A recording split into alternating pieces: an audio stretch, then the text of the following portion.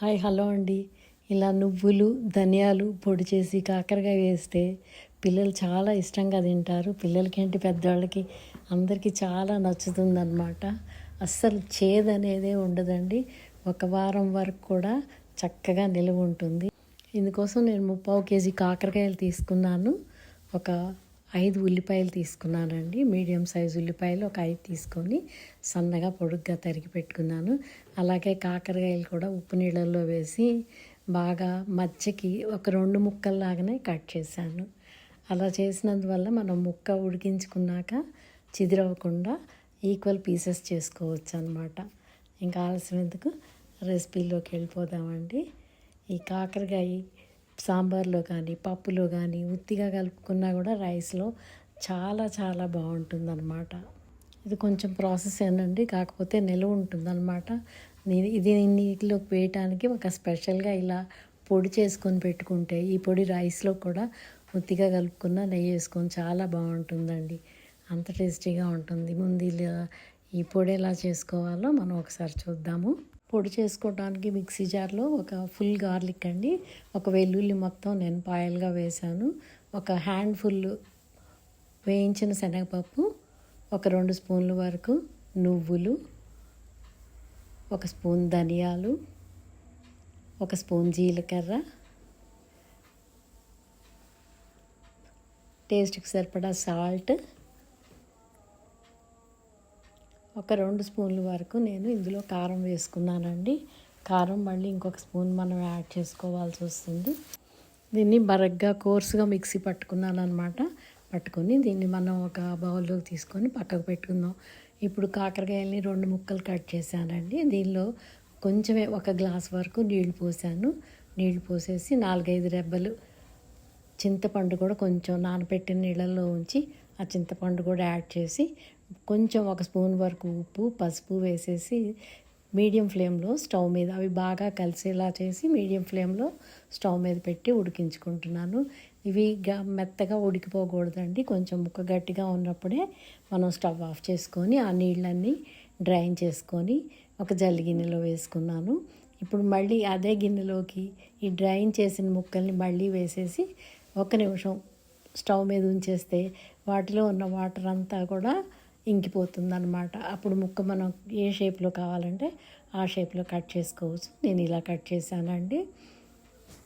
చూడండి, ముక్కలన్నీ కూడా నీళ్లు లేకుండా చక్కగా గట్టిగానే ఉన్నాయి. ఇప్పుడు మనం స్టవ్ మీద కడాయి పెట్టేసుకొని దానిలో నేను సరిపడా ఆయిల్ పోసుకున్నాను. ఒకేసారి కొంచెం ఎక్కువే వేసుకోవాలి ఆయిల్, ఎందుకంటే ఈ కాకరకాయ నిల్వ ఉంటుంది కూడా అండి. ఒక 10 days వరకు కూడా నిల్వ ఉంటుంది. ఇందులో మనం కట్ చేసుకున్న ఈ కాకరకాయ ముక్కల్ని నేను 2 విడతలుగా వేయించుకుంటున్నాను. ఒకేసారి వేయించాలంటే ఎక్కువ నూనె పోయాల్సి వస్తుంది. అందుకని మనం 2 సార్లుగా అలా వేయించుకోవచ్చు. ఇలా నెమ్మదిగా మీడియం ఫ్లేమ్లో పెట్టేసుకొని వేయించుకుంటే ఎర్రగా వేగాలి ముక్కలు బాగా. చూడండి, ఇలా ఈ కలర్లో వస్తే సరిపోతుంది. ఇలా వేయించుకున్న ముక్కలన్నిటిని కూడా మనం తీసి పక్కకు పెట్టేసుకుందామండి. ఒక ప్లేట్లోకి తీసుకుంటున్నాను ఇవన్నీ. మళ్ళీ 2వ విడత కూడా నేను వాటిని వేయించుతాను ఇదే ఆయిల్లో.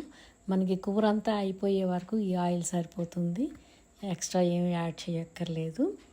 ముందుగానే అందుకే కొంచెం ఎక్కువ ఆయిల్ వేసుకోవాలి. ఈ నాన్ స్టిక్ పాన్లో చేస్తున్నాను నేను, తొందరగా వేగిపోతాయి. ఇలా అయితే ఇంకో దఫా కూడా మళ్ళీ ముక్కలు వేయించేసుకుంటున్నానండి. ఇలా ఈ ముక్కలు కూడా వేగిపోయాయి. వీటిని కూడా పక్కకు పెట్టేసుకుందాం ప్లేట్లో. ఇప్పుడు మనం సన్నగా కట్ చేసి పెట్టుకున్నానండి ఒక 4-5 ఆనియన్స్ అన్నమాట. ఆనియన్స్ ఎంత ఎక్కువ వేస్తే అంత టేస్టీగా ఉంటుంది ఈ కర్రీ. సన్నగా పొడుగ్గా కట్ చేసి పెట్టుకున్న ఆనియన్స్ పక్కకు పెట్టేసి తాలింపు గింజలు అదే నూనెలోనండి, తాలింపు గింజలు 2-3 ఎండుమిరపకాయలు కరివేపాకు వేసేసి ఆనియన్స్ కూడా వేసేసి వేయించుకోవాలి ఎర్రగా. ఆనియన్స్ బాగా వేగిపోవాలి, మంచి బ్రౌన్ కలర్ వచ్చేలా వేయించుకోవాలి ఆనియన్స్. దీనికి ఒక 2-3 నిమిషాలు అయితే టైం పడుతుంది ఆనియన్స్ వేగాలంటే. మరీ హై ఫ్లేమ్ పెట్టామంటే మాడిపోతాయండి. కాబట్టి మీడియం ఫ్లేము లో ఫ్లేమ్కి అడ్జస్ట్ చేసుకుంటూ వేయించుకోవాలి. ఇదిగో చూడండి అలా వేగిపోయాయో. ఇలా వేగిపోయాక నేను పౌడర్ చేసుకున్నానని చెప్పాను కదా, ధనియాలు నువ్వులు జీలకర్ర, ఉప్పు, కారం అన్నీ వేసి చేసిన పౌడర్ కూడా వేసేసి పైన వేసి కలుపుకోవాలి. బాగా ముక్కలకి పట్టేలా మిక్స్ చేసుకోవాలన్నమాట. ముక్క అసలు విరిగిపోదండి, చక్కగా ఉంటుంది. మరీ కరకరమానేలాగా ఉండదు, మరీ మెత్తగా ఉండదు, చాలా బాగుంటుంది ఇలా చేస్తే కాకరకాయ. ఇప్పుడు మనం ఇంకొక స్పూన్ నేను కారం, ఉప్పు కూడా యాడ్ చేస్తున్నాను. దీనికి కొంచెం ఘాటు ఉంటేనే బాగుంటుంది కదా. ఈ కాకరకాయ పిల్లలు కూడా ఇష్టంగా తింటారు. చిన్నప్పుడైతే కాకరకాయ అస్సలు వద్దనే పిల్లలు, ఇప్పుడు అందరూ ఇష్టంగా కాకరకాయ తింటారండి.